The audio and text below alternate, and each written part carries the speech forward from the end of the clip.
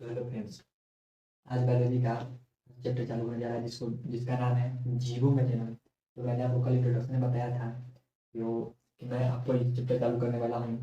तो पहला चैप्टर है जीवों में जन्म। तो इसका पहला टॉपिक है कि जीवन अवधि। तो किसी भी जीव के जन्म से लेकर प्राकृतिक मृत्यु तक का समय को जीवन अवधि कहते हैं।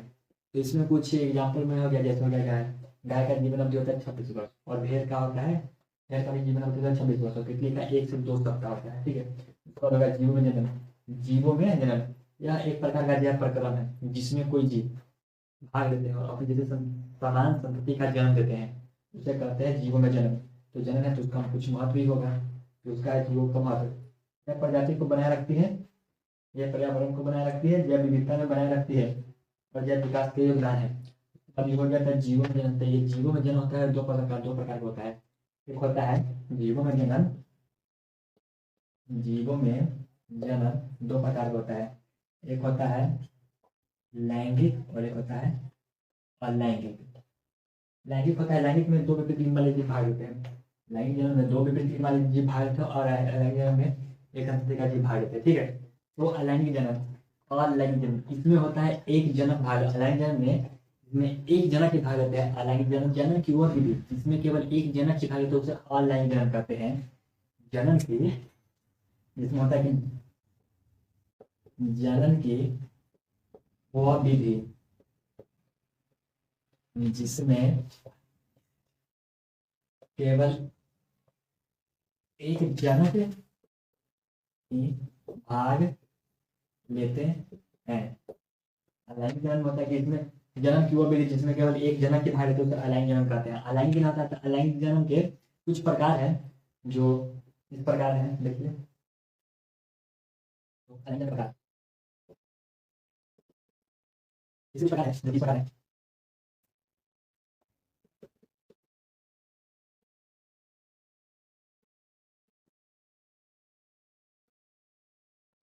विखंडन, बहुविखंडन, मुकुलन, पुनरुद्भवन, और एक है खंडीकरण।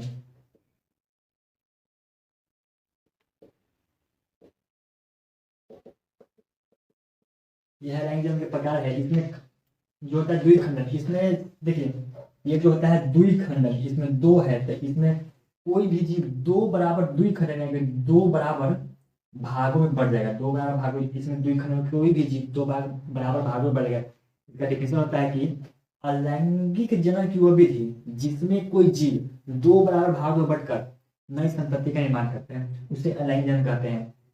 इसमें सीधा याद रखिएगा कि दुई है तो दुई है, दो बराबर भागों में बटेगा, दुई खंड में दो बराबर भागों में बटेगा। जैसे इसका अमीबा हो गया, इसका एक एग्जाम्पल हो गया अमीबा। इसमें कोई जीव दो बराबर भागों में बढ़ता है उसे कहते हैं द्विखंडन।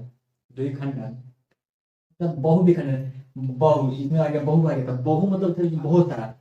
तो ये हो जाएगा अलैंगिक जन्म की वो विधि जिसमें कोई जीव बहुत दो या दो से अधिक, दो या दो से अधिक भागों में बंटकर नई संपत्ति का निर्माण करता है, उसे कहते हैं बहुविखंडन। द्विखंडन में दो होगा, इसमें दो जीव दो बराबर भागों में जीव बटेंगे, और बहुविखंडन में इसमें दो या दो से अधिक जीव में विखंडित हो जाएंगे। ठीक है, और ये मुकुलन होता है। मुकुलन मुकुलन का डिफरेंस होता है कि इसमें जीव के शरीर के ऊपर एक उभार या कलिका उत्पन्न होती है। कोई जीव है, जैसे ये जीव हो गया, इसके शरीर के ऊपर एक ये उभार या कलिका उत्पन्न होती है। उभार या कलिका उत्पन्न होती है जो धीरे धीरे बड़ा होते ये जो है धीरे धीरे बड़ा होते जाता है, और धीरे धीरे धीरे बड़ा हो जाते जाता है। इसमें कलिका या मुकुल, इसे ही कलिका या मुकुल कहते हैं।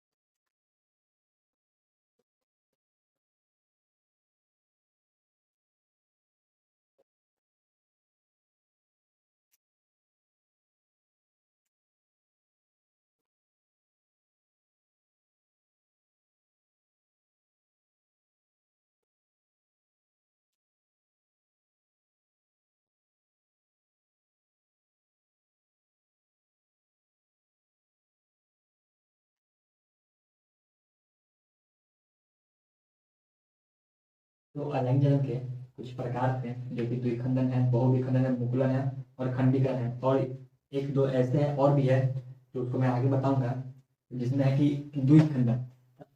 तो अलैंगिक जन्म की वह विधि जिसमें कोई जीव दो भागों में बंटकर स्वतंत्र संतति का निर्माण करते हैं, उसे द्विखंड कहते हैं। जैसे दो खंड यहाँ पे है, द्विखंडन, तो इसमें दो है, इसमें मतलब दो बराबर भागों में बंटकर, मतलब द्विखंडन से दो बराबर भागों में बंटकर नए संतति का निर्माण करता है। तो सीधे सबसे आसान डिफिनेशन के अलैंगिक जन्म की वह विधि जिसमें कोई जीव दो भागों में बंटकर नई संतति का निर्माण करता है, उसे द्विखंड कहते हैं। द्विखंड यानी दो, तो जिसमें जैसा कि हो गया वो मेरे पास, जैसे कि मेरे पास हो गया अमीबा, इसका एग्जाम्पल हो गया अमीबा।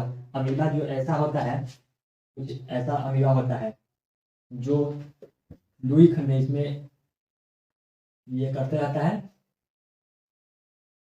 और ये दो खंडों में विभक्त हो जाता है अमीबा।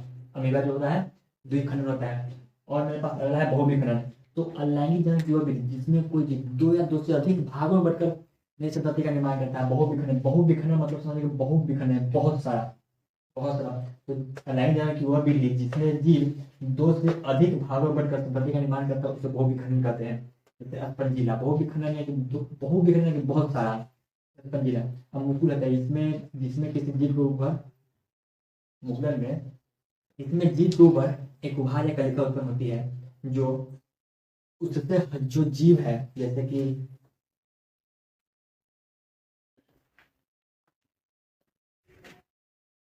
समझिए जीव है, ये जीव है, इसके शरीर के ऊपर एक उभार या कलिका उत्पन्न होती है, जो धीरे धीरे बड़े होती जाती है, और कुछ समय के बाद ये अपने स्थान को छोड़ देती है और ये शरीर से, जीव से आगे बढ़कर अपने संतति का निर्माण करते हैं। तो इसमें मुकुलन में हो गया कि जीव, इसमें जीव के शरीर के ऊपर एक उभार या कलिका उत्पन्न होकर शरीर में से अलग हो जाती है, इसे ही मुकुलन कहते हैं। जिसका सबसे बढ़िया एग्जाम्पल हो जाएगा हाइड्रा का।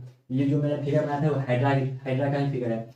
इसमें जीव के शरीर के ऊपर एक उभार या कलिका उत्पन्न होती है, जो धीरे धीरे बड़ा होती है और ये शरीर से बाहर होकर अपना जीवन यापन करती है।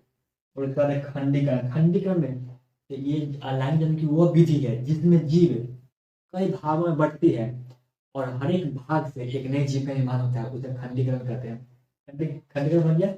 तो ये द्विखंड है कि दो, द्वि मतलब दो, इसमें जीव दो भाग में बढ़ता है। बहुविखंड, इसमें बहुत सारे भागों में जीव बढ़ता है। और मुकुलन जीव किसी भी जीव के शरीर के ऊपर उभार या कलिका उत्पन्न होती है और बड़ा होकर शरीर से अलग हो जाती है, जीवन यापन करती है, उसे मुकुलन कहते हैं।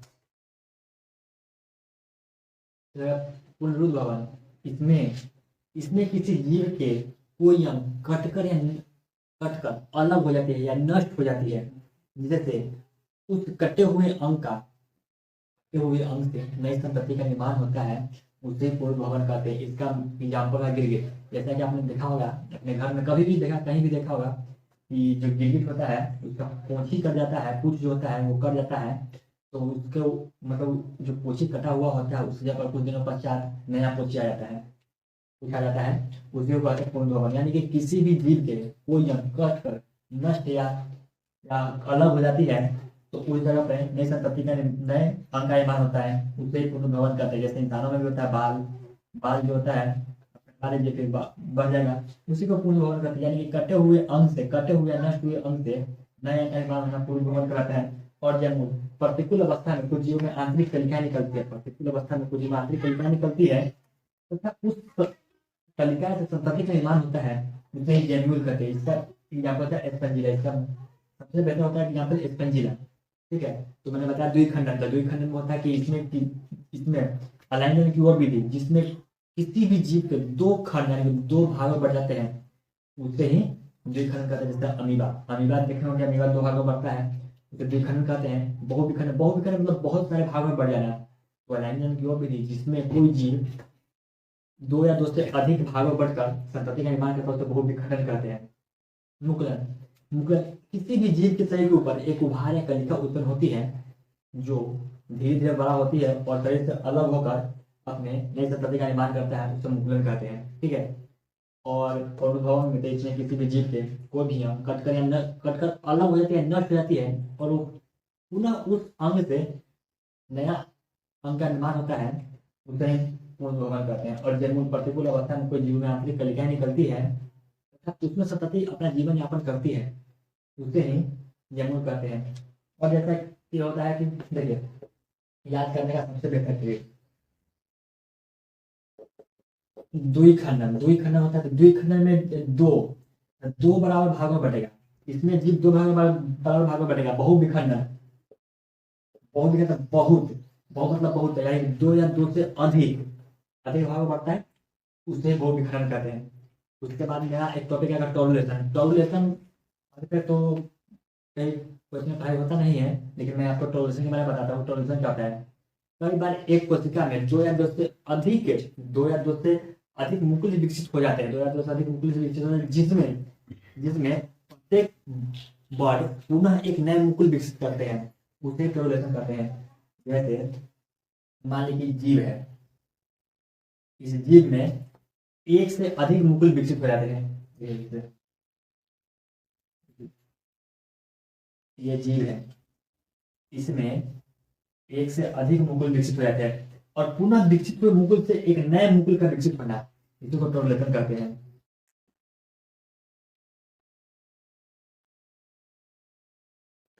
तो लैंगिक जनन में ही लैंगिक जनन तो हो गया, उसमें द्वैखंडन, बहुविखंडन, मुकुलन, खंडीकरण और पुनर्भरण बता दिया। उसके बाद हो जाता है कायिक जनन।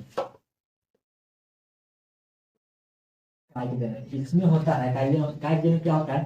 कायिक जनन कायिक जनन होता है कि कायिक जनन पौधे के पुष्प को छोड़कर अन्य भाग से पौधे के निर्माण की प्रक्रिया को कायिक जनन कहते हैं। कायिक जनन होता है कि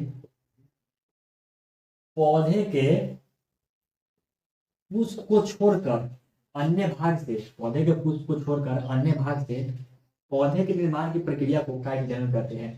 इसमें होता है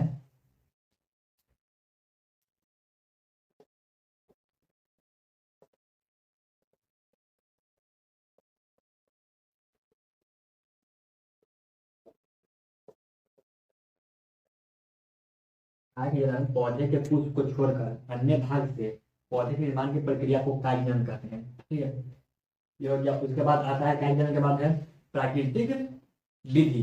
प्राकृतिक विधि जनन। तो जनन कायिक जनन की वे सारी विधियां जो प्राकृतिक है, एकदम आसान डिफिनेशन इसका। कायिक जनन की वे सारी विधियां जो प्राकृतिक है, उसे प्राकृतिक जनन विधि कहते हैं। कायिक जनन की वे सारी विधियां जो प्राकृतिक, उसे प्राकृतिक जनन विधि कहते हैं। तो कायिक जनन हो गया था। कायिक जनन में होता है कि कायिक जनन पौधे के पुष्प को छोड़कर अन्य भाग से पौधे के निर्माण की प्रक्रिया को कायिक जनन कहते हैं। तो कायिक जनन में होता है वो कायिक जनन में होता है कृत्रिम कायिक जनन। क्या होता है? कृत्रिम कायिक जनन। कृत्रिम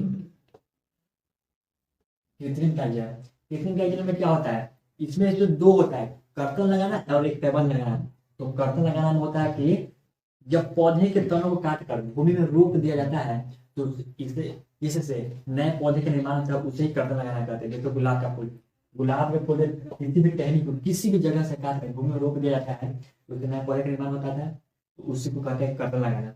और एक होता है पैबंद लगाना। तो पैबंद लगाना में होता है कि इसमें किसी पौधे के तनों को काट कर दूसरे पौधे के तनों को काट कर आपस में जोड़ दिया जाता है, जिससे एक नए पौधे का निर्माण होता है। उससे ही पेपर बनाया जाता है। इसका बना जिससे एक और मतलब होता है हाइब्रिड पौधा। हाइब्रिड पौधा यानी कि देखिए,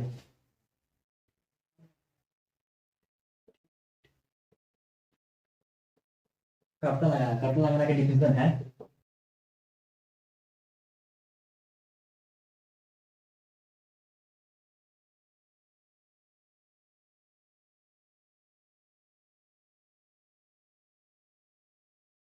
कर्तन लगाना होता है किसी भी पौधे के तनों को काट कर उसे भूमि में रोप दिया जाता है, जिससे नए पौधे का निर्माण होता है, उसे ही कर्तन लगाना कहते हैं। जिसमें एक उदाहरण जैसे गुलाब का फूल, गुलाब का जो पौधा होता है उसको तने कहीं से भी काट कर भूमि में रोप दिया जाता है, उससे नए पौधे का निर्माण हो जाता है, उसी को कर्तन लगाना कहते हैं। और पैबंद लगाना,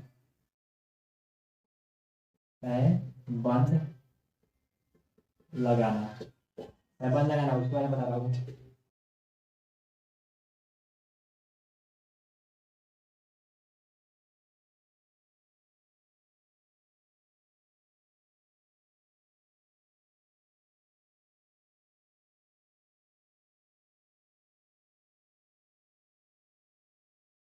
तो यह प्रबंध लगाना, इसमें किसी पौधे के तनों को काट कर एक दूसरे पौधे के तनों को काट कर आपस में जोड़ दिया जाता है। दोनों पौधे हैं उसके तनों को काट कर आपस में जोड़ दिया जाता है, जिससे एक नए पौधे का निर्माण होता है। इसमें कहते हैं प्रबंध लगाना। जो प्रबंध लगाना इसका जो होता है एक, ये जो प्रबंध लगाना इसको हाइब्रिड, जिससे एक हाइब्रिड पौधा का निर्माण होता है प्रबंध लगाना से। उसके बाद लाइगन का सब, लाइगन का लगभग मैंने सारा प्रकार बता दिया, और लाइगन में क्या होता है वो भी मैंने बता दिया। उसके बाद बंगाल का आतंक है। बंगाल का आतंक है, उसे जलकुंभी नामक पौधे को बंगाल का आतंक कहा गया है। इसमें क्या होता है बंगाल के आतंक में, बंगाल का आतंक का मुख्य भूमिका जलकुंभी नामक पौधा निभाता है। इसमें ये पौधा जो होता है ये पानी में बहुत तेजी से गुणन करता है, जिससे वो ऑक्सीजन की मात्रा को खींच लेता है और मछलियाँ मर जाती है। और ये ज़्यादातर बंगाल में देखा गया है, इसीलिए इसे बंगाल का आतंक कहा जाता है। बंगाल का आतंक,